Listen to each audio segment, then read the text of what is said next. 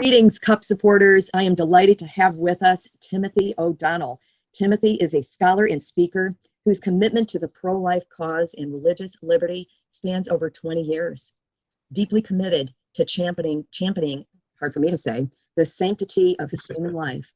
He earned his bachelor's degree in Catholic theology from Marian University and completed his master's degree in Catholic life and thought from St. Meinrad School of Theology. Timothy has performed extensive studies and research in cultural, political, economic, and theological disciplines, including postdoctorate theological studies at the University of Notre Dame. We welcome Timothy O'Donnell with us. Timothy, I'd love for you to tell me a little bit about yourself.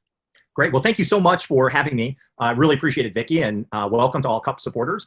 Thank you for the kind introduction. Hopefully, I can live up to that. I've been very interested in the history of ideas as one of my areas of academic interest, and I'm particularly intrigued by where faith and reason intersect and overlap.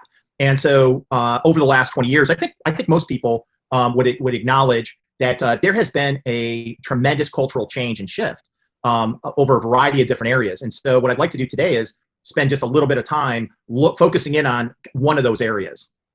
Excellent, excellent. Well, what is the topic of today's interview for us? Well, the title I've given this particular presentation is called, I've named it Silent War of Self-Creation.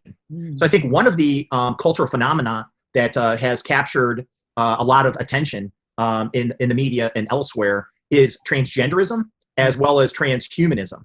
And part of what this lecture is going to be is sort of looking at some possible definitions of those terms, but kind of how they may be linked, and maybe because as a professional philosopher, I also am very interested in kind of how we got here. So we're going to spend some time on that, if that's okay. Excellent, excellent. I'm interested in this topic because it's permeating our schools, and I would like to know why you think this topic is relevant to us today. Well, I think it's very relevant because there are serious implications for individual persons, but also I would say humanity writ large. As these particular movements and ideologies, they're making claims. They're making claims as to the truth of things, and they're drawing to themselves resources, power, and control in order to pursue the goals that they've set out as part of this agenda.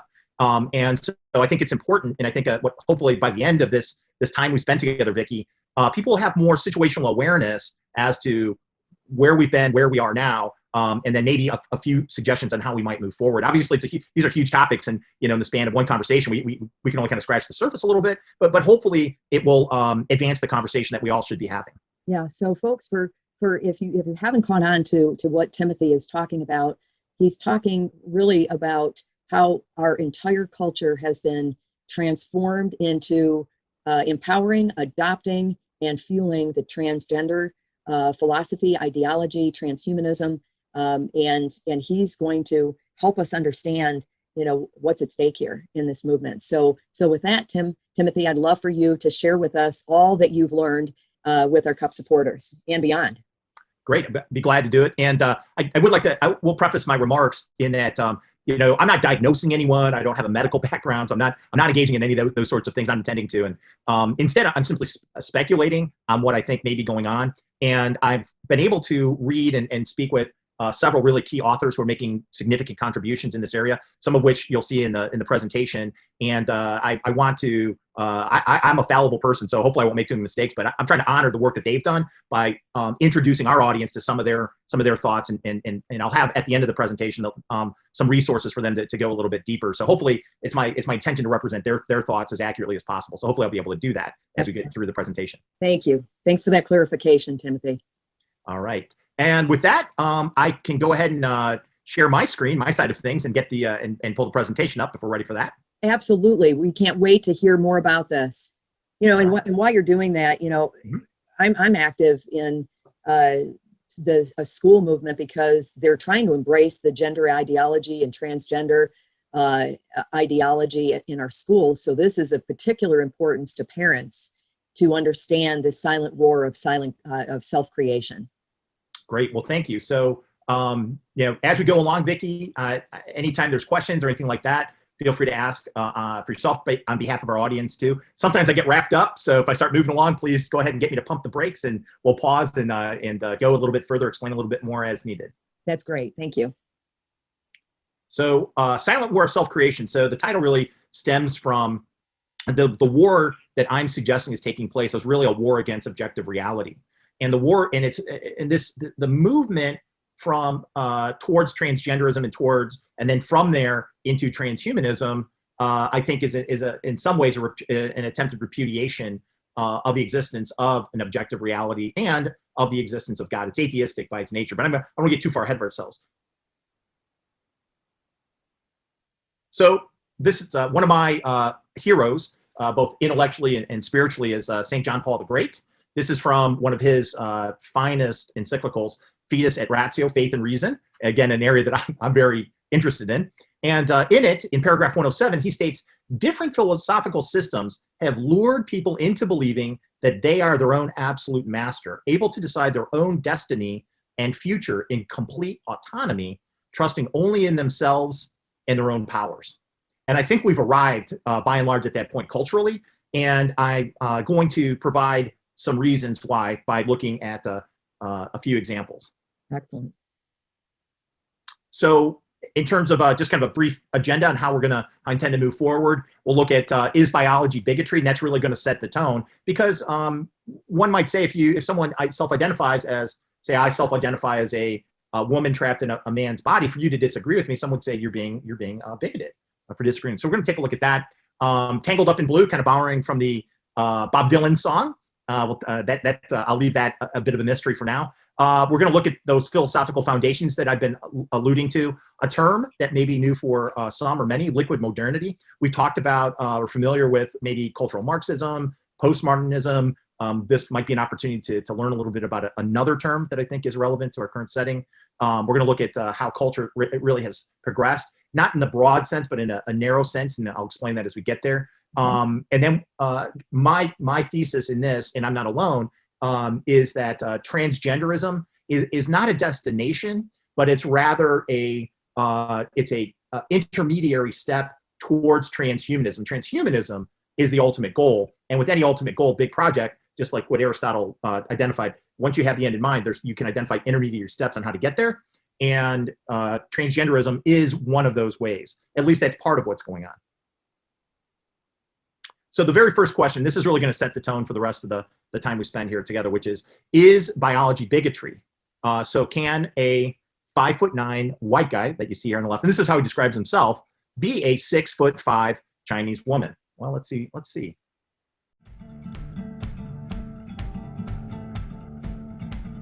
There's been a lot of talk about identity lately, but how far does it go?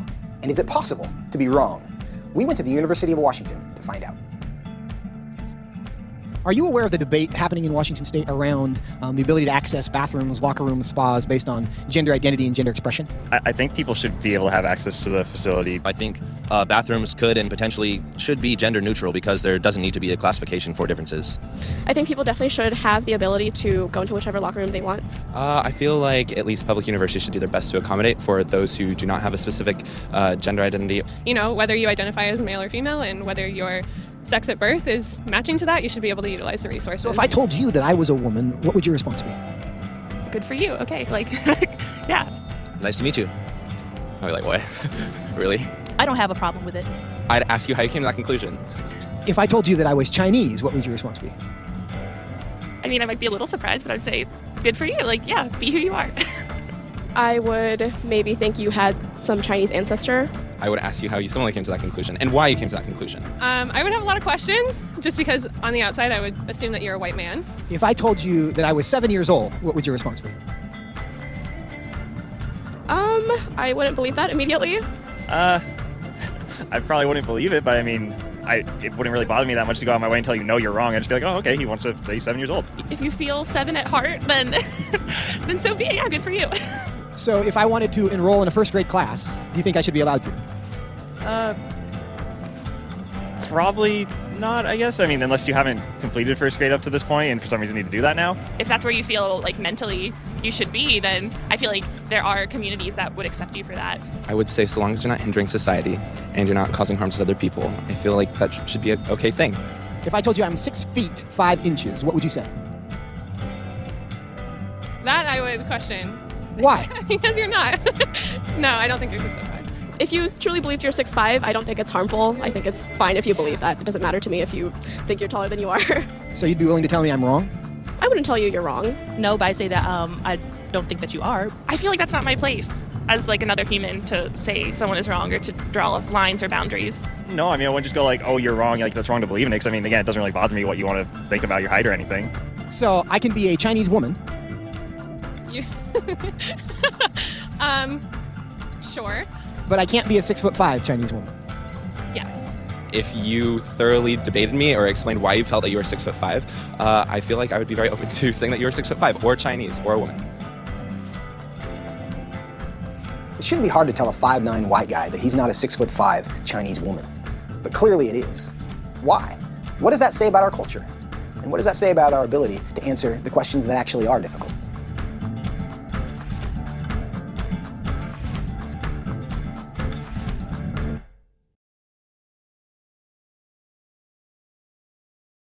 Back, like, how did we get to the point where there's at least initially with those interviewed, this kind of blanket acceptance of statements, at least initially, that don't comport with objective reality.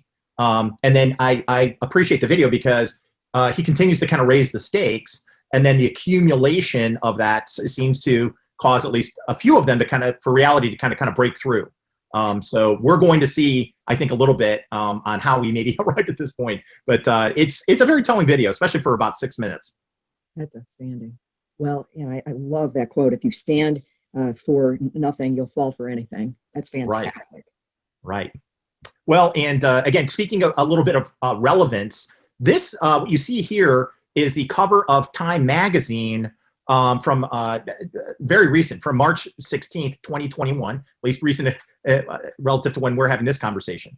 And what is telling about this is, again, look, we're going to look at transgenderism first and then make our way into transhumanism. Here you have Ellen, who had been Elliot Page. And now Elliot Page has identified as a man trapped in a woman's body, to use that kind of common terminology to reference it, and has begun the process of attempting to transform at least her biological self vis-a-vis surgeries. And it's a rather glowing article. I've read it from Time magazine. That's very affirming to now Ellen Page. And what I think for our audience, at least some that may be interested, if she looks familiar, she or maybe he prefers he, but is an actor. And I bet you saw this film, Vicky. I know I did. Juno, a very pro-life film. And there she is, pregnant for, appearing pregnant for the film. The picture there on the right on the chair and with the dog is from the Time magazine article. And so you see the transition from 2007, which is when the movie Juno came out, to where we are today. And really, it's about smashing the things that we once believed in. So this is someone who is completely, removing all elements to free her inner self to be a man. Yeah, I can't help but think that this is a fad. It just it feels like the kids have jumped on this, and that because it's become such a popular movement, and is it just because it's been so culturally accepting that more you're seeing more kids adopt this, or is it a spiritual attack, demonic? What is this, Timothy? I mean, I don't know. Oh, well, you're asking the right question, and I'm going to pause you there because coming up, we're going to take a specific look at that and share some statistics that might be eye-opening. Yeah, so excellent. Excellent. Mm-hmm. And here's an element though to this transition for Ellen now Elliot Page, and I grabbed this from 1984, which written by George Orwell. I think a lot of people are very familiar with this book. And in it, George Orwell, creates this Ministry of Truth, and it feels at time like that's maybe what's going on with cancel culture and things of that nature. How it applies to this specific example is this. If you were to go now to the Internet Movie Database and go to the 2007 film Juno, here's something that I was surprised by. If you go back and if you look at the image here in the bottom left-hand corner of the picture, you see who stars in it.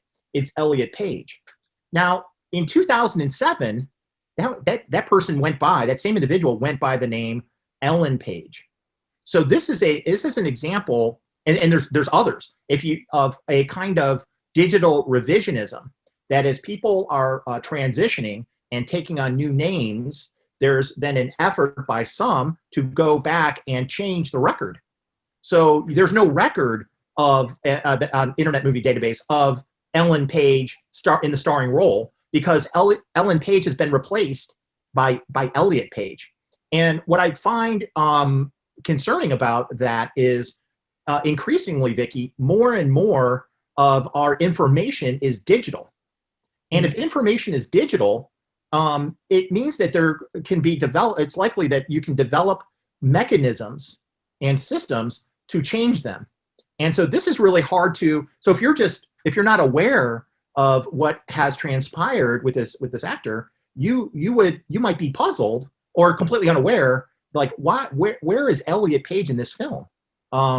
Because is it the guy standing there on the left? Who is that? So you don't know. But there's a real danger, I think, down in our future of, as everything becomes more and more digitized, that it can become susceptible to things being changed electronically in one fell swoop. If you remember from the movie 1984 or the book, part of what the main character did for a living was go back and revise history. But that, when you had hard copies of history, of facts and data, that meant going and pulling the books or the file out physically and altering them. Now that we're increasingly in a digital environment, you might be able to develop someone might be able to develop a program that simply goes back and changes everything, and then there's no trace of it, or it's undetectable to lay people like you and I. So I do think that is a unsettling proposition, this digital revisionism. Oh, it's just, and that to me is demonic, because to have a boy portraying a pregnant girl, I mean, it just flies in the face of all truth. The whole thing is, it just, anybody with any common sense knows that this is nothing but lies. Anybody and I think that when you talk to a neighbor who, is close to Christ, they understand this. But I think what surprises us all, Timothy, is how rampant this is now getting in our society, and how people are adopting it, this philosophy of accepting and embracing people who want to transform their identity. You can't transform what God has created you to be. And it just is amazing to me. All right, so I'm sorry. Well, you put your finger on what I think arguably some have argued for, and I tend to agree with, which is there is a biological reality, and it simply cannot be overcome in our current setting. It's natural. And this is why things like where there's concern about biological males who state and claim that they're female now, and then competing in women's sports, for example, where the biological reality between men and women is, when it comes to something physical activity, for example, like sports, there are just major differences, and such that it's I think it's a kind of it's wildly unfair and unjust to women who want to compete in sports, because to have a man, biological male, enter into that arena, say it's basketball or something like that, it's just I think it runs the risk. People are beginning to see the red flag there. It runs the risk of ruining women's sports overall. Well, there's privacy implications too. There's a mom who will testify tonight in a school board meeting at Carmel High School, because a boy walked into a girl's bathroom and went to the bathroom, and she said, "Get out," to this boy. And she said, "No, I don't want a boy in the girl's bathroom when I'm going to the restroom." And that girl was absolutely bullied, not just by school teachers, but by administration and by almost in totality the school. She ended up she had to leave the school and go online. That's how bad it got. And this is what's going on now. So anyway, well, please go on. Sure. Well, we might be able to get to here before too long why, what's the reason for such a strong reaction, and I think there's some insights there that we'll be able to share. Yeah. So we're going to take a little bit of a turn in the conversation and kind of look at the philosophical foundation. So where did this all emanate from? And Carl Trueman, Professor Carl Trueman, is his book, which we'll look at a little bit later. It's called The Rise and Triumph of the Modern Self, and he's made an indispensable contribution, I think, to the topic of transgenderism that we're looking at. And he's a historian, I think, by training and trade. And one thing he advised, when you're looking at like a history of ideas, you kind of have to pick a starting point. You kind of have to say, well, we're going to have to start here, because otherwise, in a certain sense, you can trace ideas back almost, so far you can't really get to where you need to be in the present setting. So we're going to, for the sake of our conversation, we're going to start with a little bit here on worldviews, but I'm going to have us go back a couple of hundred years where I think there was a decisive moment, and then move us forward in time. But before I do that, I want to suggest that we think about when it comes to worldviews. One's worldview, which is this worldview, is this set of beliefs and assumptions about how the world works, how the world operates. We all have a worldview, and one way to begin to conceive of worldviews that's relevant to this topic today is to think of them as kind of two. There's kind of two primary ways, two major ways of thinking about a worldview. The first is mimesis, and the second is poiesis. And I've tried to summarize them here, some of the attributes of each of those. But I think for say, Catholics, Christians, the Judeo-Christian tradition, and others, up until very recently, what mimesis would hold is that there's an external reality, there's a sacred order, there's God exists, God has revealed to us some things about himself. One of our aspects of being a human being, being a person, is to discover meaning and purpose in this external world. That we sometimes we can think of that in one sense as discerning a vocation, right? We're trying for what's God's purpose for me in this life. And then also we're going to, an important part of this worldview is we conform ourselves to the realities of the possibilities and limitations of the external world. And then, to borrow some language from Thomas Jefferson in the Declaration of Independence, there's nature and there's nature's God. That's one big general camp. But another is, and where I think we've moved now, is into what's called poiesis, which is, again, kind of been building for at least a couple hundred years. And it's a view in which one looks at the world, the setting that we're in, and sees raw material that can be manipulated by my will. I determine my own reality. Technology really reinforces this, especially over the last, say, 40, 50 years. Technology allows us to do incredible things with I'll call it the furniture of the cosmos. We can do amazing things that weren't even thought of 50 years ago. This results in that it's up to me to sort of create who I am, create my own value system, create my own goals. I also then need to, this is something that Charles Taylor, the philosopher, great Catholic Canadian philosopher, calls an expressive identity. I need to express, and I'll get into this a little bit, express who I am, who my inner self is, the real me, and I need to express that to be authentic. And then I have that term, I think I may have mentioned, but liquid modernity. So we're going to look at liquid modernity as a conceptual framework to get at some of the features of our current setting. Okay. So there's Carl Trueman's book. I highly recommend it. I have it here in the appendix at the end. But The Rise and Triumph of the Modern Self. There's really kind of, I've identified, and drawing again kind of from his work, there's really kind of six stages, if you will, in terms of philosophical or conceptual ideas as they've moved forward over the last couple hundred years.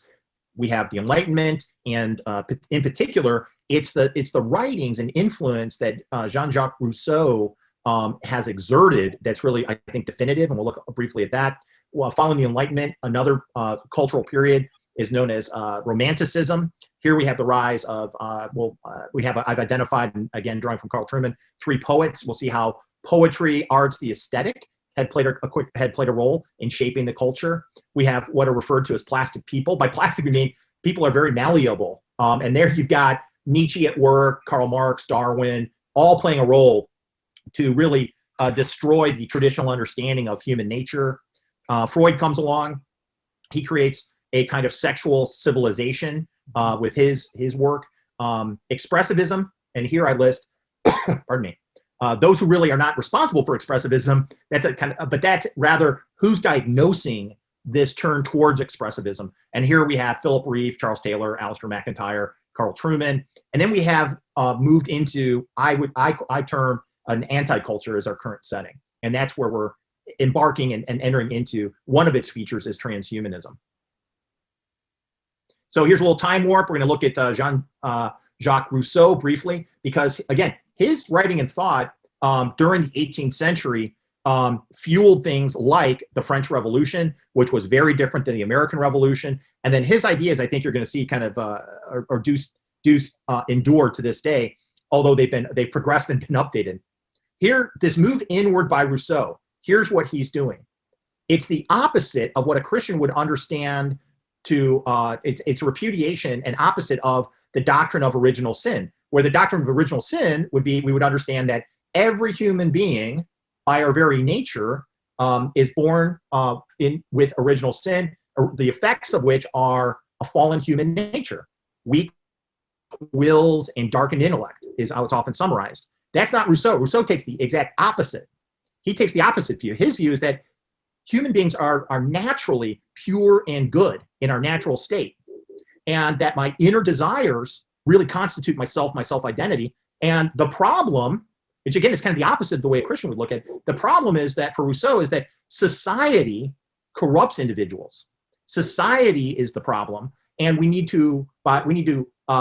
freedom from society, freedom from cultural influences, freedom from religion, especially religious morality, because that's something exterior that's stifling the individual, who I really am, what I really want to do. Because I'm born into this kind of natural state of goodness and purity, I'm corrupted by these exterior influences. And therefore, when I remove society, the shackles of society, when we remove the shackles of Christianity, Christian morality especially, then I'm free to be my authentic self. And isn't that how a lot of people see themselves today? Oh, and that goes right back to Rousseau. Yeah, I mean, yeah, although that actually contrasts, that's in direct opposition, that theory, to critical race theory, where they feel, that white people are born almost with original sin of racism, right? So that's a different theory, but that's interesting. Very right. Interesting. Well, and you're right. And that's another great topic, man. We'll get to cover another time. Maybe another time. Because there is going to be a connection. Yeah, there is a connection there. And I hear what you're saying. I don't disagree with it. Yeah. We then have, as we move from Rousseau, we move into what it's a term Nietzsche used, which is a transvaluation of values. Here's the move from an ethics morality standpoint. As we come out, so Rousseau and the Enlightenment has us turn inwards to find our authentic self and identify society and religion as oppressors, and the person is sort of the victim of that. The Romantics come along, especially think of the poets, come along and identify beauty or aesthetics as a way in which to make people moral. And the poet is looking to in this Romantic period, the poets, but also the painters, the artists are trying to stir up emotions, and emotions that by the beauty of the work they create. But what emerges as the highest ethic is now empathy. So for me to be a good moral person is to be empathetic, to have emotions that result in me feeling empathy towards others. That's a move. This is what you're going back to something maybe that you said, Vicki, about what that student had experienced. One of the reasons why she probably has been ostracized and punished is because she broke this ethical code. She didn't show sufficient empathy for the boy coming in who maybe was identifying as a female at the time, as a girl at the time, and she didn't show the right emotions. She didn't show the right empathy towards that person, and therefore she violated the code, and therefore she caused harm. And because she caused harm, she needs to then be punished as a result of that. Yeah, and I think you're spot on. I don't know if you're aware of something called social emotional learning, SEL, and they're teaching it across the United States. It's been incorporated as a mandatory curriculum in the Department of Education. And what you're outlining with the romanticism set of values is actually the bullet points for social emotional learning. And taken to its to the nth degree, you would have to be empathic for things that aren't embraced within your nuclear family set of values, which would include the gender ideologies of, I don't agree that you can convert from a boy to a girl. I don't agree that you can be an animal. Apparently there's furries now, where a child can say that they're some kind of animal. I mean, it's gotten to, and it takes God out of the equation, completely out of the equation. So. Oh yes, yeah, that's true. Yeah, and we might, yeah. Interesting. Yeah. Well, we're gonna cover some of that here in a minute. Plastic people. This refers to, again, kind of the elimination of human nature and transformation of it, and destruction of it, primarily in the 19th century. The Will to Power by Nietzsche. That what's really going on is human interaction is really it's really the strong seeking power over others.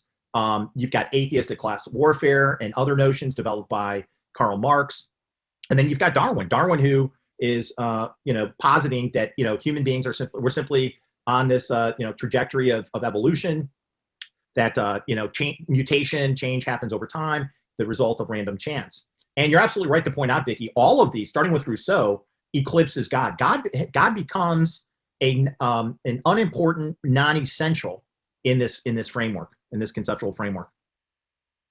And then just to kind of wrap this section up, the transvaluation of values. Again, you have Freud, who's going to again, we've already turned inward with Rousseau. The romanticism, a period of romanticism has caused us to move towards morality and ethics of emotion, highest being, of course, empathy. But then Freud's going to come along and say, well, wait a minute. Actually, the most important, powerful desire that one has is our sexual desire. That's determinative of who we are. And then boundaries and constraints define civilization for Freud. But what we're going to find is that boundaries, going back to Rousseau, boundaries constraints are actually oppressive and need to be removed. So we move into this state of expressivism where what everyone talked about, you saw it in that video that it was all about how I feel, what's in my heart. It's my psychological inner self, is my true self, is my authentic self. I have a right to psychological happiness. This is one of the tenets in which the current saying that we're experiencing. Everyone has that. There's a demand that others, because we're social beings, demand that others acknowledge my identity. So you have to affirm me in my identity. Otherwise, you're going to harm me, because that hurts. You're going to harm me. You're going to impede my ability to achieve psychological happiness. And then this is what happens. Words become serious acts of harm and oppression. You'll notice probably, Vicki, over the last few years, so think of hate speech, but even more so, think over the last maybe 1 to 3 years, how actual words draw down far more negative consequences to a person than actual physical acts of violence. Physical acts of violence have really been subordinated generally to this kind of hate speech where people get canceled, right? Which is a kind of scapegoating mechanism. And so your good name, your reputation, your life's work can all be erased in a split second if you say the wrong thing. That's the setting that we're in. Why is that? Because again, when you say the wrong thing, something that violates speech codes, you are harming and oppressing other people. And that's why you deserve to be punished. That's how the logic flows. Now we're in this emerging anti-culture. It's a kind of new spiritual awakening. Joshua Mitchell's book goes into that. And he's got a great recent talk. I'll have that in the appendix. But this new anti-culture, a new spiritual awakening, is a kind of anti-religion. But make no mistake, it has a cult meaning there are things that you have to do to worship. For example, one thing that you might need to do to virtue signaling is a kind of worship, saying I'm innocent, don't harm me. Maybe I'll chalk BLM, use chalk on my sidewalk in front of my house so that an angry mob would pass me by. Think of the Passover and Exodus, things like that. It's got to create a set of beliefs. It's got a code, a morality code. If you violate the prescription morality code, it will cause you to be ostracized. And this is all without God. So this is something Philip Reef, another a sociologist who I've drawn from for this. This is a phase of the world in which God is it's not founded on God or the sacred. Authenticity means, if it's someone saying, hey, I'm just trying to be authentic, Vicky, it means I need to perform in public in a manner that is consistent with what one thinks or feels on the inside. This is in part gives rise to, again, it's not full, it doesn't explain everything about it, but for example, this is so-called same-sex marriage. This gives rise to that same-sex marriage is a kind of, had to be legalized because that's a way to affirm and legitimize homosexual coupling. That's why. That's one of the reasons why that needed to happen. And then the current anti-culture also, I'm sure you've picked up on this, as we pay attention to media and news, it rejects history, it rejects institutions, it has a hyper emphasis on the young and new because they are untainted, right? They are untainted. Again, go back to Rousseau, or even as you mentioned, not to get too far afield, but critical race theory. There are the pure and innocent as opposed to what?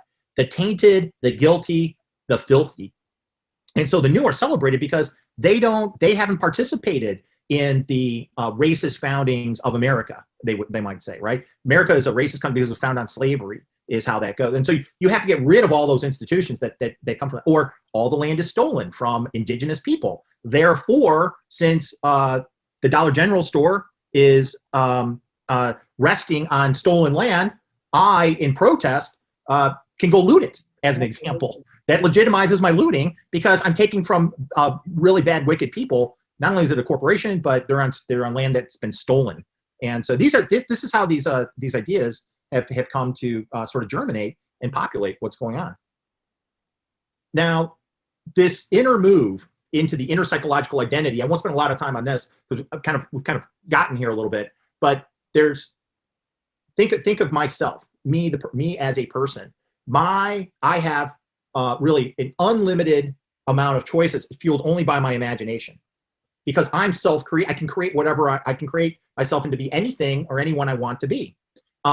This setting also prioritizes victimhood. Victims should be the ones we have the most empathy for. Empathy, again, being one of our highest ethical principles. We see selfhood really in strictly psychological terms. Traditional sex codes are oppressive. That comes from Rousseau and Freud. Christian morality is life-denying. It's not life-giving, it's life-denying, Vicky. Did you know that?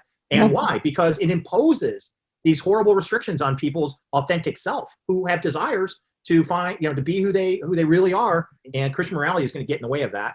So it's being set aside as irrelevant. And then there's a premium on individuals defining or creating their own existence.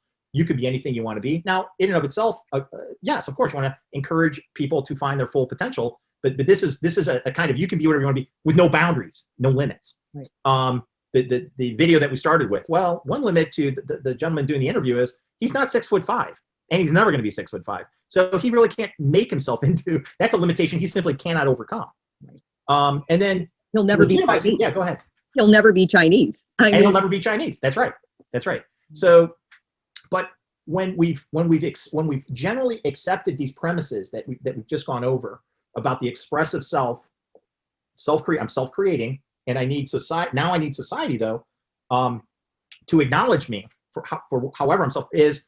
This is where it becomes political, because now you're going to need to bring the levers of power and authority to enable me to act.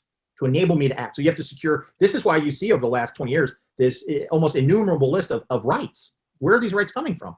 The right, and they're not coherent. So you can at one time have the Rousseauian view, as you were kind of pointing this out. Rousseau would say society, people are born innately good and pure. Society corrupts them. But now we also have critical race theory that says, well, no, some groups are born. Well, they don't have to be. You're looking for a coherency that this conceptual framework does not demand or impose. The foundational understanding of the person is, I'm creating myself. You're creating yourself. As long as you're not harming me or anything, then I'm fine. You can be 7 years old if you want, Vicky, if that's what you say, if that's what you claim to be, because that doesn't harm me. And so there's this that sort of move that I just described makes societies incredibly unstable, because there's no foundation in God, the lawgiver, the giver of cosmic order, divine providence. There's no sacred order as a foundation.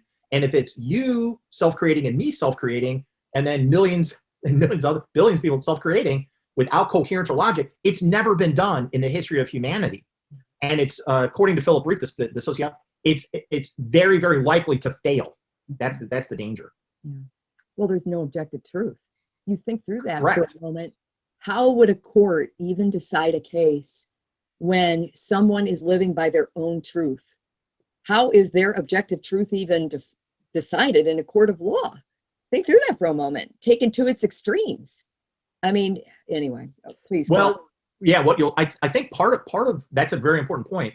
Part of what we may see there, Vicki, now is the law is insufficient if you can demand a justice that transcends the law if the transgression is severe enough. So for example, you don't have, people can be found guilty without having gone to trial, and you see it all the times with all the encounters, fatal encounters with police, where immediately people are given the benefit of investigation, of charges being brought, of jury trials. No, they're being tried immediately in the court of public opinion, because we can't wait for, the thinking goes, we can't wait for the law. The law is potentially corrupt, and the law may not deliver justice. And you can find all kinds of quotes from very famous politicians over the last even several months or last year that make that very plain, that they're not going to settle or rest on law. They're appealing to something that transcends that more than that. So that's a great point. Please go on. Sure. Here is from, and I just use Wikipedia. I tried throughout this presentation to draw on things that are available in the public domain, and including all the videos. This is from Wikipedia. It's a standard definition. I won't read the whole thing, but just generally, transgender people have a gender identity or gender expression that differs from the sex that they were assigned at birth. So right there, I think we could pause and spend some time on whether or not human beings, have any type of gender assigned at birth. I think biologically the answer is no. I think from the moment of conception, we kind of know if you've got two X chromosomes or an XY chromosome. It kind of goes from there. It's not like, well, after passing through the birth canal, let's assign it. So even with Wikipedia, you can detect. I'm detecting a certain kind of agenda, or at least philosophical commitments, ideological commitments, even here in Wikipedia. Excellent resource here. Irreversible damage, going back to something you brought up earlier, Vicki. Here you have Abigail Schreier. This is a very recent book. She's a journalist. She writes for the Wall Street Journal. She's focusing on gender dysphoria in teenage girls in particular. You had mentioned that you thought that an element, if I understood you correctly, an element of transgenderism seems to be there's a kind of fad to it. Yes. And that, although I don't think she uses that word, but I think that's one of the points that Ms. Schreier is getting at in this book.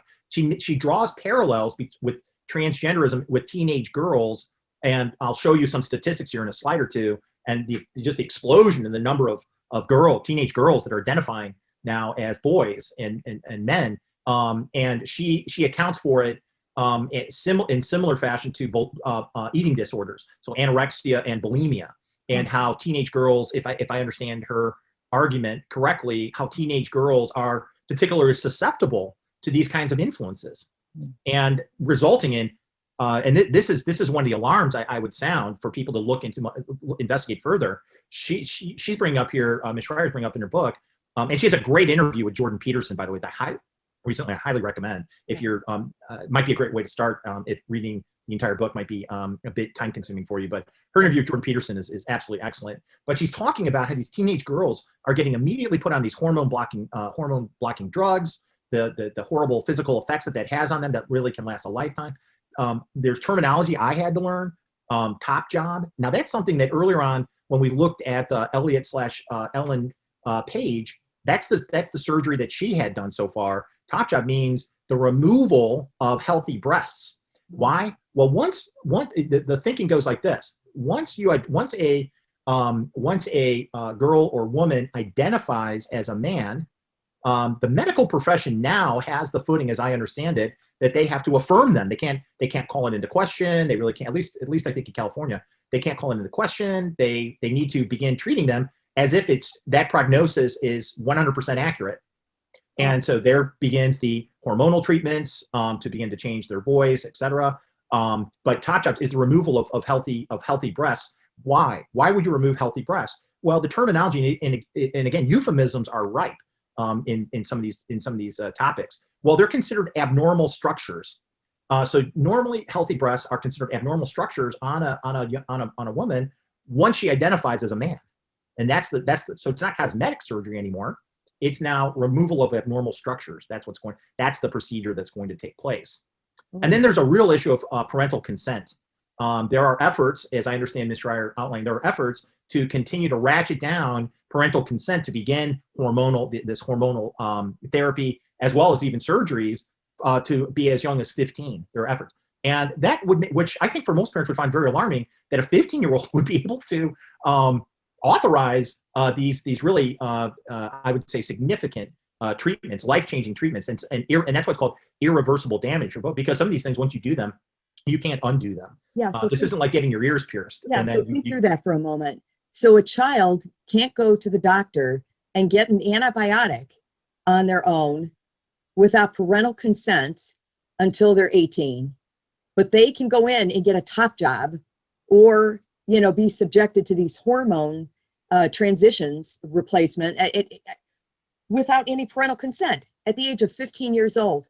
It's child abuse is what it is. It's child abuse. Yeah, that's what, in fact, that was child abuse, child mutilation is what, when Senator Rand Paul recently was using those types of terms when he was interviewing Dr. Levine, who's the sort of second in charge there at Health and Human Services. And that's an interview well worth watching on YouTube.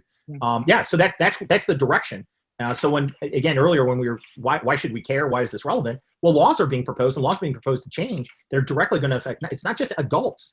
It's our children that are being targeted to be quote unquote empowered. And then also these hormonal treatments. One of some of the recent articles I've read is Planned Parenthood is there's a lot. It's a very lucrative endeavor. Some of this, and so Planned Parenthood is I think going full throttle into dispensing some of this hormonal therapy. They had recently even stated on an email I received from them about how they need to update their language because and how they communicate with their customers or patients. And it's that they had referred to women's, often referring to women's reproductive rights, and they realized in this email. I don't mean to chuckle, but it's so on some level it's so absurd. But they realized that reproductive rights are not women's rights. They need to be far more inclusive. To include, I mean, reproductive rights, according to them, are also, of course, non-binary, transgender rights as well. So they're going to drop the word women going forward because that doesn't include people who are now in all these various categories.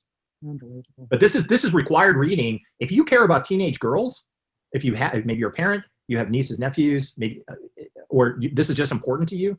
This is really essential reading right here. Thank you, Timothy. Excellent.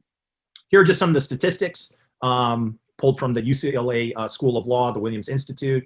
One of the things that's very dramatic, people who've identified as transgender have historically been, historically meaning, and the data does not go back very far, but roughly from what I could find, about 0.01% of the population.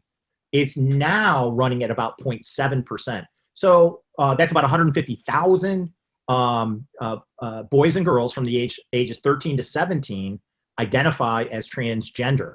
Now, again, there's 300 plus million people in the United States. So 150,000, a lot, but in terms of raw number, but look at the increase. That was something you were talking about earlier, Vicki. You were pointing out that you're right. It's just on this, exponential curve upward. And why is that? Well, again, Abigail Schreier in her book, as well as some others here that we'll look at, speaks to that point. So I would recommend bringing that up, but what might be some of those factors? And let's get to the next slide if I can hit the button. There's a lot that could be said in terms of court cases, but we know that court cases do tend to shape our society. And so just some of them, a few of them I just want to kind of call to our attention to. We had Planned Parenthood versus Casey in 1992. The reason why that one is so important, that ruling, is because in it, it's pretty famous or notorious these days, but Justice Kennedy, and I quote it here, he states that it's really, again, kind of going to this Rousseauian expressivism, that it's really up to each person really has the right to create their own world in which they live, their own universe. And again, this is he's really echoing Rousseau there. You have Lawrence versus Texas. That is in 2003. Why is that important? Because it overturned laws prohibiting homosexual intimate activities. Why? Because why would it do? Well, again, it's the throwing off of these Judeo-Christian oppressive, life-denying laws and rules. Because to be authentic, I need to be able to act on my innermost desires, because that's who I really am. That's how the thinking goes. And then Obergefell versus Hodges, we know that was the Supreme Court decision around so-called same-sex marriage. I don't know if this will come into get passed or come and have the force of law, but the Equality Act is pending. So that was gaining a lot of steam. And I think I've got a little information on that coming up. The whole introduction of modernism. Correct. I mean, you know, and Correct. it started really with birth control, but yeah. And here I just outlined some of the metaphysical and moral problems with transgender ideology. And again, I'm speaking to in our conversation today is not about individual persons or making a moral evaluation of any particular circumstances, but rather what are these ideas that are going on. I think it's fair to say, at least it's fair to say, you know, as a person of faith, I'm called to love God and love people. And so being critical of ideas is not the same as being critical of individuals. But that's also an error that you run into all the time. Like if you disagree with someone about an idea or position that they have, they take it very personally because, again, if in this authentic, this psychological self, I am my ideas. And so if you try to dissuade me or move me off an idea, you're really attacking me as a person because I'm fundamentally constituted by my psychology. And so I'm really glad you're causing me harm by disagreeing with me. I'm glad you're mentioning that, Timothy, because you know what the opposing side tries to do is instead of having that discussion of ideas and debate of ideas, they attack you as the person, and they associate your ideas with you as being evil, and instead of having the debate, and we have to, with everything that we do with CUP, we have to get away from that, and but you know, there are things that we should be judging. Right? I mean, there are acts that are intrinsically evil, and there are acts that we know from sacred scripture and tradition that are in direct contradiction to our faith, right, and our beliefs. And unfortunately, this, what we're talking about, is in direct violation to natural law. And so, I mean, we have to speak truth, but speak it with love. Because, you know, we never ever want to attack the person because we always want to safeguard the dignity of the human person. But we must, out of charity, speak truth with love. Well said. Yeah, that's it. I think you're exactly right. It's this inability in our current setting to differentiate between a person and their ideas so that we can engage in a conversation and debate over these really, really important ideas, because ideas have consequences, right? So ideas get turned into actions, and actions cause things to happen. And we have to make choices, and we want to make good choices. So that's an excellent point. But that's often why these conversations digress almost immediately into sort of ad hominem attacks on the person, because many people just assume they are their ideas and can't separate the difference between my idea or my actions or my behaviors from me, from who the person really is. And so if you can't separate them, then that's a problem, right, for debate. I'll touch on a little bit here with liquid modernity. We talked about some of the dangers to children. On the right-hand side of the screen here, it looks like a gingerbread man. No. It's the gingerbread person. Now, this has been used to begin to indoctrinate children K through 5, and it begins to socialize them to transgender ideology.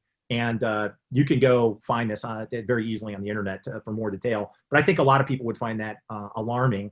Some find it a very good idea, maybe those we disagree with.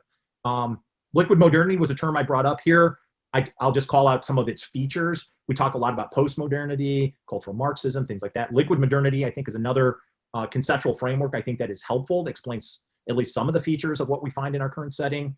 A hyperemphasis on the technological or technology. It's very chaotic. Liquid, as you might imagine, think of like water. Water, molds itself to fit the shape of the container. And that's liquid modernity. That's pretty much our view of the human person. That's our anthropology, that a person should be able to have maximum flexibility, to be able to, and these are ways in which that happens.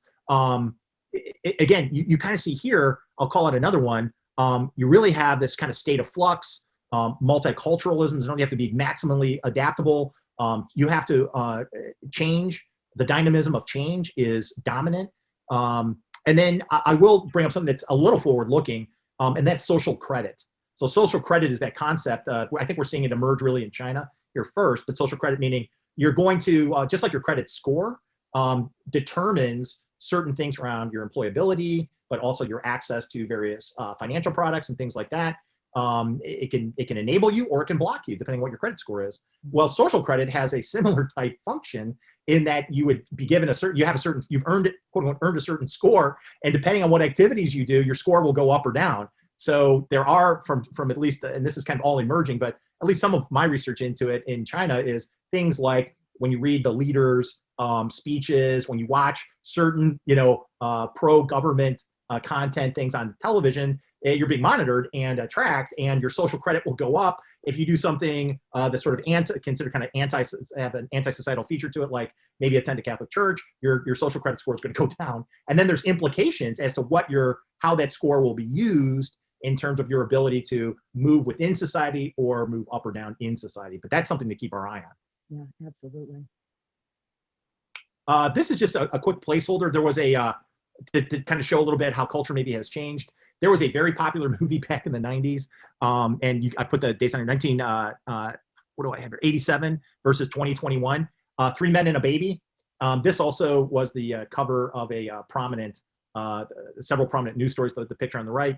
The movie there with Tom Selleck and others was a blockbuster hit, and it's about three bachelors who they're not quite sure who the father was of this baby, and then they go through these different shenanigans to take care of him. But on the right, just as an example of how plastic people are, is you have here a throuple of three gay men who are in a committed relationship, wanted to have children. They actually have two now, and this, of course, made national headlines. And what some of the more interesting features about this is, of course, same-sex couples are by definition sterile, right? Two men cannot conceive of a baby, two women can't conceive. So they have to use technology. They have to use advanced technology like in vitro fertilization in order to bring about a child.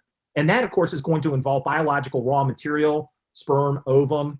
It's going to then require an adult female to gestate the embryo up until birth. And so they were successful in working their way through that whole process, thus producing, you see the baby there. But also they sued the state of California, and are the first ones to have, as I read the article, successfully have all three of these gentlemen's names listed as the parents on the birth certificate. So that's the first time. So that in and of itself kind of is a signal, to a cultural signal about this kind of triumph of the will, right? That it's the parenthood is not connected with the biological reality of the child. The child has sperm from one of these three. Don't know who, it doesn't really matter. An ovum, an egg was harvested from a female friend of theirs, according to the article. So there's another person involved. And then that embryo was then implanted into a surrogate mother to grow the baby up until birth. So nowhere in there are the women mentioned. And so it's a radical example of detachment from not only history, tradition on how families have been formed or operate, but it's also being celebrated. Well, and it's a tragic, what you're bringing up is a very tragic consequence to the children of these transformative couples, because we're going to have on May 25th, Dr. Paul Sullins, who's a prominent author and theologian who has studied extensively on the emotional consequences, academic consequences too, by the way, on children outside of the rearing of biological parents, and what that does to the children. And when you look at situations like this, there are, serious emotional consequences to children as a result. So please go on. Excellent point. Here, I'm just going to, this slide just kind of introduces, again, kind of the mainstreaming of transgenderism. This is a HBO movie about a person born Jerry Dean Michael, but Jerry Dean Michael had 5 children, and then identified as a woman, became what was called a transvestite in the 70s, and known as Liz Carmichael. And what this movie is an example of, and I have included here the trailer, this person led a very colorful life. Mostly, it seems, engaged in a lot of criminal activity, including fraud. So it's called the Lady in the Dale. The Dale is the name of that vehicle that you see there, which was purported to be, was being promoted as, a next generation innovative car. And yet it turned out to be a fraud.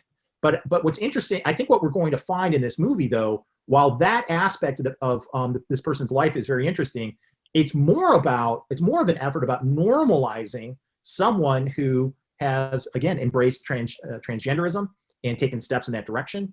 And let's see if this will show here. Henry Ford said, you catch things on the rising tide, you're doomed to success. She wanted to be known as a trailblazer. As any good criminal, she was thinking several moves ahead. America in the early 70s, anybody could be anything they wanted to be. I've got a mother of 5 who's invented the car. Is she famous? No, but she's going to be. I'm going to knock the hell out of Detroit. She thought that she would be the next Henry Ford. It's a situation of David fighting Goliath. She was afraid of spies from the Big Three. There was a briefcase full of cash, and next to it, the .357 Magnum revolver. It was a house of cards. Law enforcement agencies started taking a closer look, and the press turned on her and said, this is a scam. When they couldn't decide if the car was real or not, they started focusing on Liz. She was on trial as a trans person. When the police started swarming in the house, they got her because she came back to say goodbye to her kids. She was ahead of her time. She knew the pain. She took it upon herself to defend herself in front of the jury. This is a woman who knew how to inspire. She was one of those people that could sell anything. The defendant has been charged with a plot to murder several witnesses. It was just crazy. Someone started shooting. This person was totally unknown until she showed up in Los Angeles promoting a 3-wheel car. Who the hell was she? People need a hero. That's what America's all about.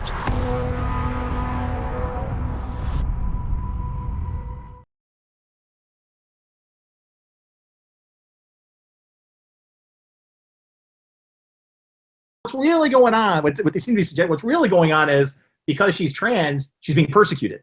So we're back in that framework of oppressor and the oppressed going on. That's what I found interesting.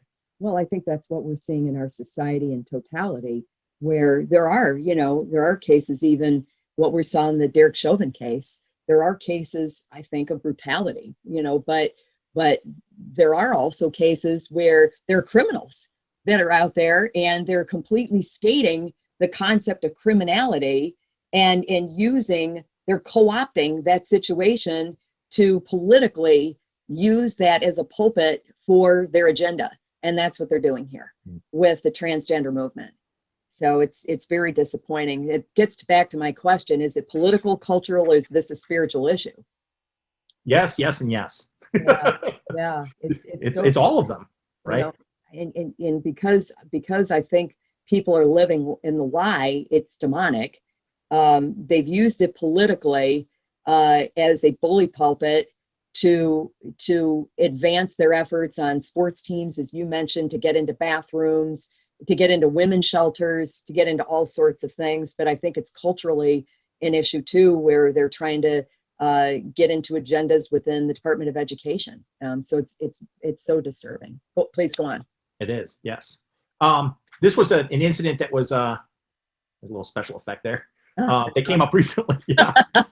Yeah. So where he got pulled from Amazon. Yeah, that's terrible. Yeah, Ryan T. Oh Anderson. my goodness. Right. Yeah. Again, because he says things in the book, no one disputes the facts of the book. He said, I've seen post cancellation of his book from being pulled from Amazon. No one's, according to Ryan T. Anderson, no one's challenged him on any of the evidence or stories or facts that he's presented in the book, and nothing about what the content of the book, other than that people see it as kind of like kind of psychological harm, because it lays out some of the negative aspects and consequences of going down this path of of hormonal therapy and surgeries and all that entails. So that is a really big problem, I think. Yeah. So what do I mean by third phase? Third phase, I'm drawing from sociologist Philip Reif again. He lays out, and I'll go into it in this next one, this third phase really has to do with how, as he sees it, humanity has really kind of gone through, we're in a third phase. The previous two phases, one is a phase of kind of paganism, but a paganism that always had embedded in the paganism a sacred order. So the Greeks and the Romans, they had a sacred order, pantheon of gods, for example, right? Zeus, Mars, etc. That then moves into a second phase whose hallmark really is Christianity, where Christianity is also grounded in the sacred order, but I think we would use a capital S and a capital O in the revelation of God, that God exists and God has acted in human history. God has revealed elements about himself. We have sacred scripture. We have we have Christ himself, whose life, death, and resurrection is definitive for the human race and for all humanity. But now Philip Reif says we're moving into emerging into this third phase, this phase of the imminent. And that's why I use this picture of like the planet, like committing, and I don't think it's an exaggeration if for Philip Reif to consider his third phase as a kind of societal suicide. Mm-hmm. This I think is worth reading here in its entirety, because this is, I think, explains a lot of what's going on. And it says, if the social order has no binding authority other than that provided by, jump the gun here. All right. It just seems to be in my way here. I'm seeing it. I'm seeing the slide here. Oh, okay. Well, I've got a little bit of a window here on my side. Well, it basically says, we have a social order that this is, again, kind of going into the third phase. There's no other than what's really being created by the individuals. The sacred order is being, these cultural objects then become, the way that this happens is through what he calls death works. He says the outlook for Reif is not good. We are now moving into what he dubs the third in a series of world cultures. The first world, that of primitive and pagan society, was ruled by fate and ordered by taboos. I mentioned pantheon of gods as another example. The second, that of the great monotheistic religions, was ruled by faith and ordered by commandments. The third world presents something new under the sun, a social order that rests on no pre-existing sacred order and whose cultural artifacts serve mainly to transgress, debunk, or deconstruct. So again, this expressive individualism, this radical autonomy, this psychological self that we've been talking about is replacing, and we see it in the Pew polls, right, is replacing and displacing a Christian culture. And I'll give you a cultural marker that I bet you're familiar with, Vicki. I know I watched this show a lot growing up, and it was the show MASH. Right. And what do we see here in, and we really enjoyed it. It had some really funny moments in it. It had some gripping moments as well as a show. It was on the air for a long, long time. But look at the characters. I'm going to tie this into what Philip Reif called death works. And that's this. I mean, you see here, if you kind of pan left to right, you've got a couple of characters. Frank Burns, who's ostensibly married. He's cheating on his wife with Hot Lips Houlihan. So you have adultery and fornication there. The two main characters, the doctor, which are, Hawkeye and Trapper John, and, some of these characters kind of got updated over time. They're womanizers. They're engaged in fornication. And then you have on the far right, you have Klinger, who's a cross-dresser and feigning mental illness in order to get out of the army. And then you have and get out of the war zone. And then you also have ostensibly, you have a chaplain who, might be a priest, we don't know, pastor of some sort. And what's going on with him? Well, he's almost completely powerless, right? He's completely ineffective as any type of a good shepherd, right? He's often kind of a buffoon, and rarely makes an appearance, and certainly doesn't seem to carry much moral authority. So why is that important? A show like that important? Well, in a certain sense, this art, the culture, this art is influencing where we're going as a culture. And it kind of, in a certain sense, anticipates where science may go, especially transhumanism. So I list out here some TV and film that have begun to sort of normalize this third phase that Reif is talking about, this triumph of the therapeutic, this expressive self, where in order to tear down, say, Christian culture, you don't argue or make fact claim, give counter examples, or prove Christianity is fading in our country, not because it's been proved wrong, but it's proved to be, kind of unbelievable. It's been disparaged. It's been run down. And I'll give you some examples. But here's where you can see, again, categorizing some films where things might be headed, because that sort of gets us, the society, gets our heads anticipating changes that may come. Mm-hmm. This right here, and I don't think I'll go into it too much, but this movie is called Fixed, and in it catalogs all kinds of human enhancement. Human enhancement being the integration of technology that is aiming at not technology necessarily in therapy that just restore, say, normative functioning, but rather transcends it and goes beyond it. And then here's a good working definition of transhumanism. It's a philosophical movement that whose proponents really were aiming at enhancement of the human condition at things like longevity. This is all going to be through technology, longevity. So because in this third phase, it's without God, there's no thought of or understanding or commitment to the reality of an afterlife or what comes next. So what we have in this life is all there is. And once you make that determination, arrive at that conclusion, then we want to do what? In this life, then we want to be as long as possible, to enjoy as much as possible. So we're going to want to maximize pleasure, reduce harms. And probably one of the most important advocates for transhumanism is Martine Rothblatt. Now, that may not be a household name. Martine was actually born Martin Rothblatt, and who now identifies as a woman. And I may take a minute to show this so that we hear in really his or her own words what is going on. But they're a very, very important thinker when it comes to transhumanism. And one of the I'll just look. It's only about 5 minutes. I think we all have to be very skeptical about people who say that there are limits to what people can do. Human beings are the species that transcend their limits.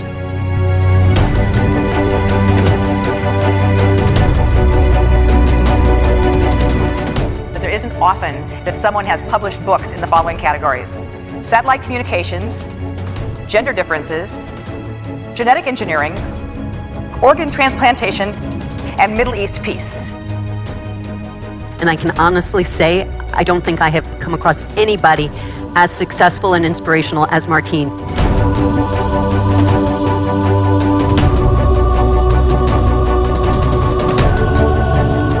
While it took like 10 years to birth the company and launch the satellites, today there's hundreds of channels of music that people can listen to coast to coast.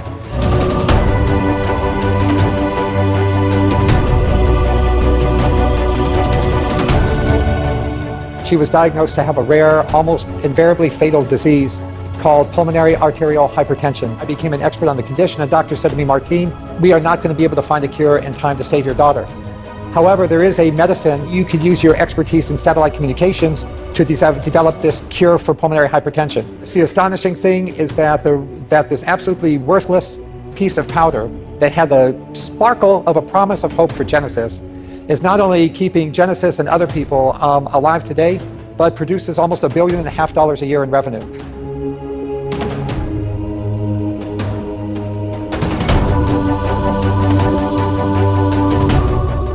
So I thought, well, why don't we take these lungs out of the dying body and put them in a kind of an artificial body where they have none of the toxic chemicals associated with the processes of death, with this brand new procedure called ex vivo lung perfusion.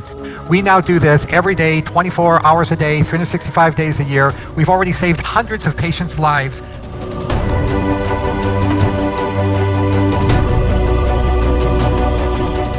Just like we keep cars and planes and buildings going forever with an unlimited supply of building parts, why can't we create an unlimited supply of transplantable organs to keep people living? So we've teamed up with the decoder of the human genome to genetically modify the pig genome, and so that the pig's organs will not be rejected by the human body, and thereby to create an unlimited supply of transplantable organs.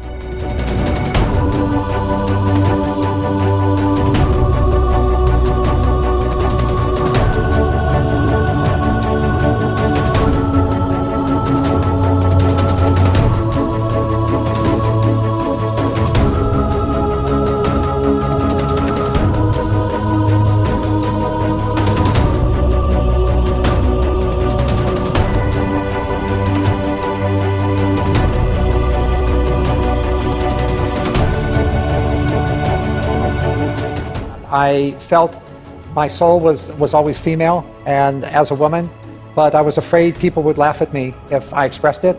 So I always kept it bottled up and just showed my male side. Separate male or female genders is a constructed fiction. The reality is a gender fluidity that crosses the entire continuum from male to female. What will be feasible as we go forward 5, 10, 20 years in biotechnology? We're extending everyone's lifespans with regenerative medicine, with personalized medicine, and people have an unlimited amount of desire and willpower to extend their life. This desire and willpower will be channeled into economic forces to propel biotechnology till we achieve, well before the end of this century, the death of death.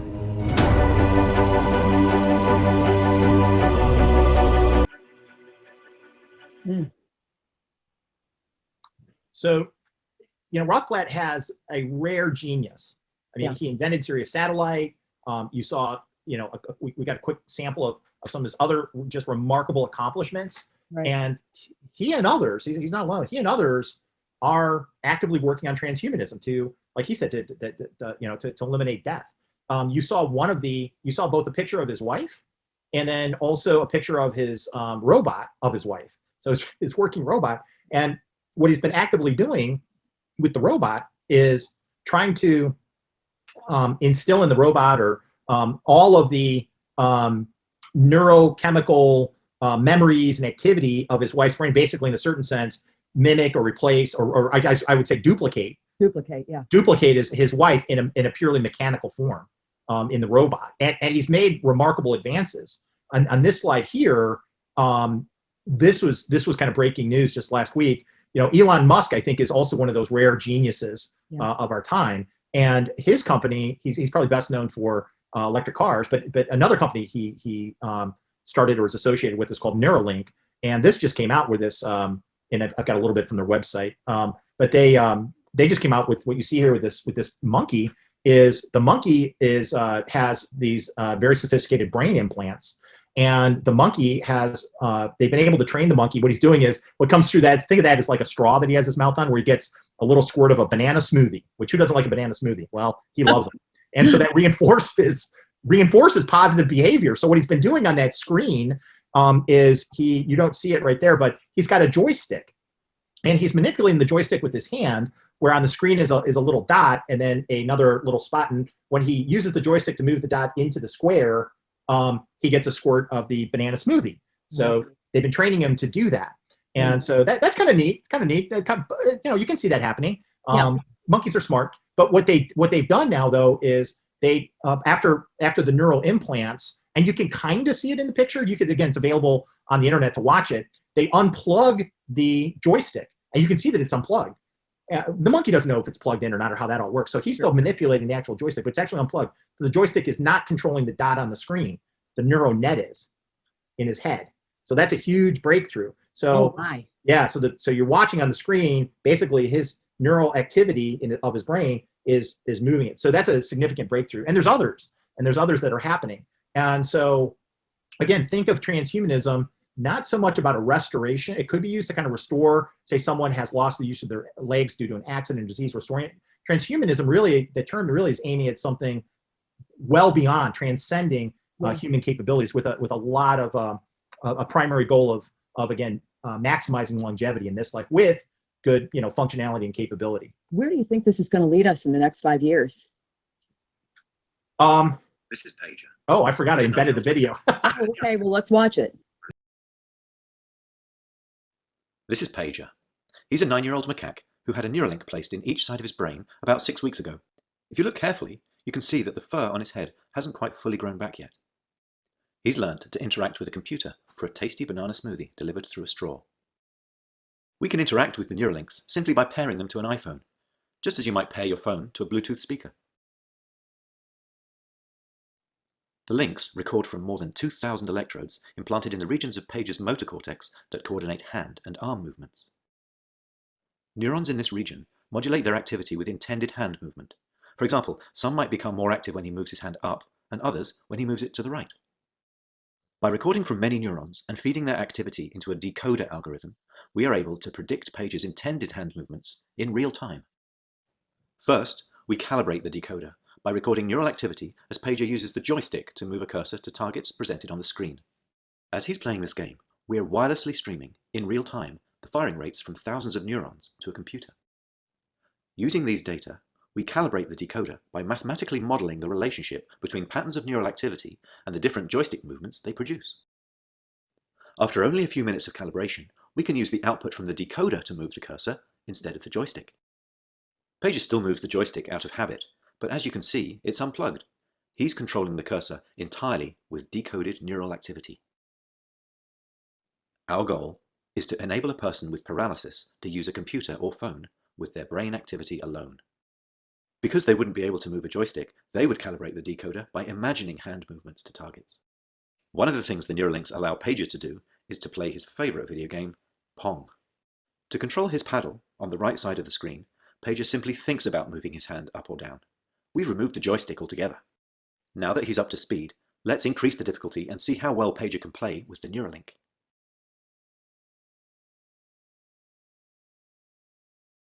As you can see, Pager is amazingly good at Mind Pong. He's focused, and he's playing entirely of his own volition.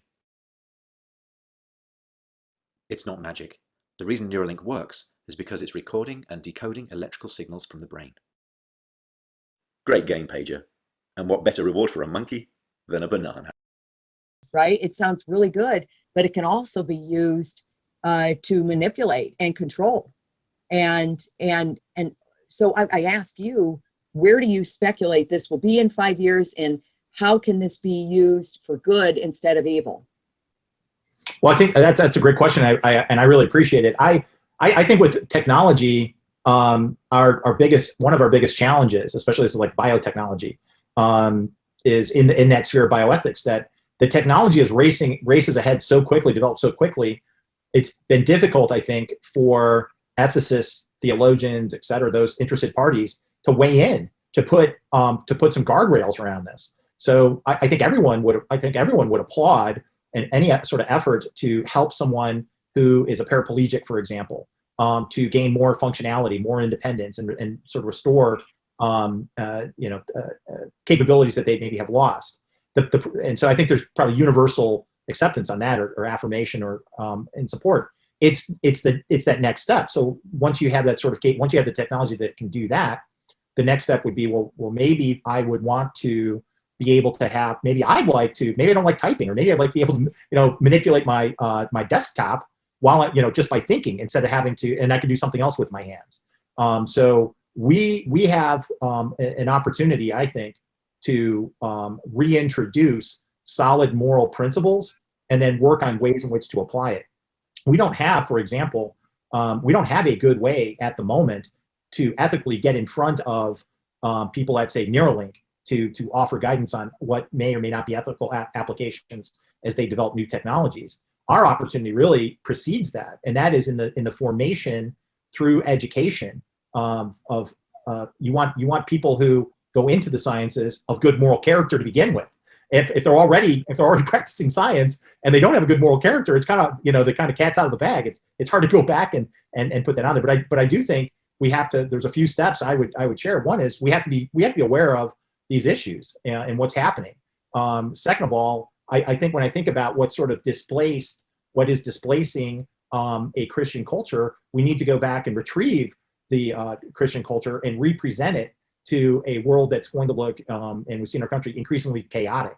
And ultimately, some of these efforts are going to be futile.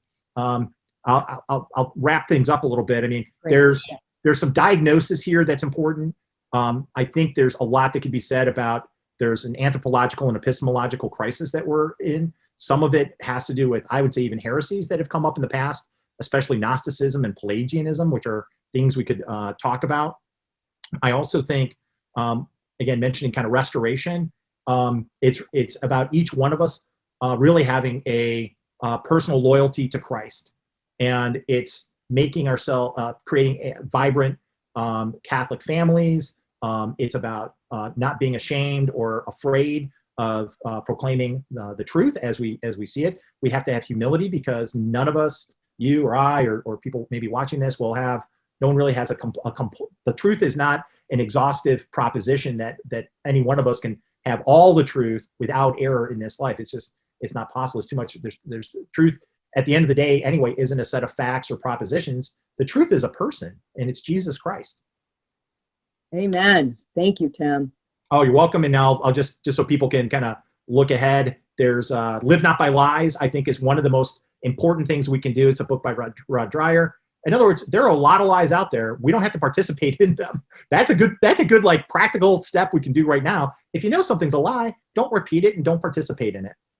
In this appendix, a little quote from sacred scripture, because I do think there's a lot of persecution or in conflict that we're likely to run into. We don't want to be the cause of persecution and conflict, but we have to stand up and be courageous. And this is I think this quote from St. Matthew's Gospel is really good. This was actually, as I was preparing for a conversation today, this is a great summary from St. Teresa Benedicta of the Cross. And it just says, for the Christian, there is no, quote, strange human being, unquote. He is in every instance the neighbor whom we have with us and who is most in need of us. It makes no difference whether he is related or not, whether we like him or not, whether he is morally worthy of help or not. The love of Christ knows no bounds. It never ceases. It never withdraws in the face of hatred or foul play. And so I think that's a great way to end. And then people can, these are some of the sources that I would recommend and drew from. Brian T. Anderson, Joshua Mitchell. They all have content on YouTube. So the books are better, but they're in depth. So sometimes a great way to get an introduction is to go to YouTube, watch some of their interviews, and super informative. Others, Philip Reif, I mentioned quite a bit, St. John Paul the Great, Rod Dreyer, and a couple of more here. There is Martine Rothblatt, a very interesting book, Transgender to Transhumanism, very explicit about what's going on. Renee Girard didn't bring up, but that could be for another time. Mary Rice Hassan has probably the best online content for Catholics on transgenderism right now. And she's often featured on like Catholic Radio, Catholic Answers. Fantastic. I saw her speak recently. And then these last ones here would be Abigail Schreier, which we talked about. Robert Riley, another very helpful author, Making Gay Okay. Again, kind of talks about the trajectory on how homosexuality has been normalized, how that came about. Charles Taylor. And then just a list of some terms that were used, we should become familiar with. And I know I'm going fast, but that's it. So I know it's going a long way. So anyone out there that's still with us, God bless you. Oh my goodness. That was absolutely outstanding. And I am glad you have your contact information here, Timothy, because there are so many questions that people have on this topic. It is an emerging topic in our society, and we need to become informed. Folks, this is a topic that in order for us to be equipped to have dialogue with others, we have to become educated. Thank you, Timothy. I'm so grateful to you, and we'll have this up on our website soon. Well, thank you, Vicki. It's been a great pleasure. I really appreciate the time and the opportunity to bring up this. These are really important topics. I'm grateful to all the other authors and scholars that have written about this, and just encourage everyone to be, we need to be courageous. We need to be kind. We need humility. And the final victory is Christ's and his alone. And it's through, as you see in my background, I think it's through the intercession of our Blessed Mother, Our Lady of Perpetual Help, that will see us through. Amen. Thank you so much. Our Lady of Perpetual Help, pray for us. Amen. Amen. In the name of the Father, and the Son, and the Holy Spirit. Thank you, Timothy. Have a beautiful day. You too. All right.